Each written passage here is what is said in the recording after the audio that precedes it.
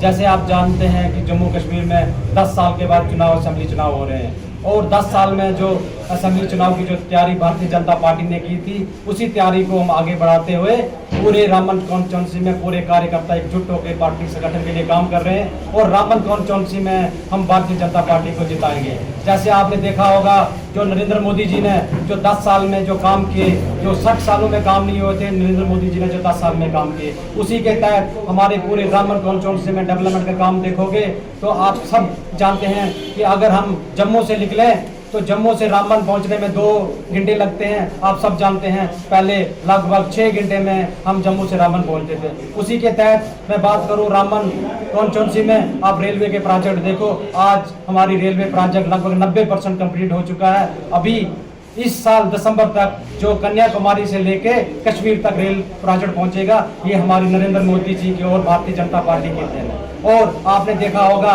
जो यूथ के लिए लड़ाई हमने रामबन कॉन्स्टिट्यूंसी में की, आप सब ने देखा होगा, एक सिर्फ राकेश ठाकुर ही जो अपने यूथ एम्प्लॉयमेंट के लिए लड़ाई झगड़ा करता। मैं बात करना चाहता हूं, जितने हमारे इंडिपेंडेंट खड़े हुए होंगे, जितने भी दूसरे पार्टी के जितने भी कैंडिडेट खड़े होंगे, मैं आप मीडिया के माध्यम से उनको चैलेंज करना चाहता हूं कि मुझे एक भी यूथ एम्प्लॉयमेंट की, अगर उन्होंने आज तक बात की होगी, अगर कोई भी एक भी यूथ एम्प्लॉयमेंट कंपनी में एडजस्ट किया होगा, मैं राजनीति में उनसे मुकाबला करूंगा। मुझे ये लगता है कि इलेक्शन में प्रचार में झूठे झूठे इल्जाम लगता है। जैसे हमारे कुछ कार्यकर्ता जो हमारे बीच में थे, आज पार्टी छोड़ के जिन्होंने प्लेटफॉर्म पार्टी का लिया और आज 10 साल पार्टी का यूज करके जो कि आज बड़ी बड़ी कंपनी के वकील बन चुके हैं, मैं उनको भी उनको वार्निंग देता हूं कि ये लोगों को प्रोपेगेंडे में मत फंसाएं। हमें पता है किसका स्पॉन्सर है, किसके साथ जुड़े हैं, जितने भी ये लोग जुड़े हैं, ये किस पार्टी से जुड़े हैं, सब आवाम जानती है। आवाम बहुत तेज है। जो इंसान डेवलपमेंट का काम करे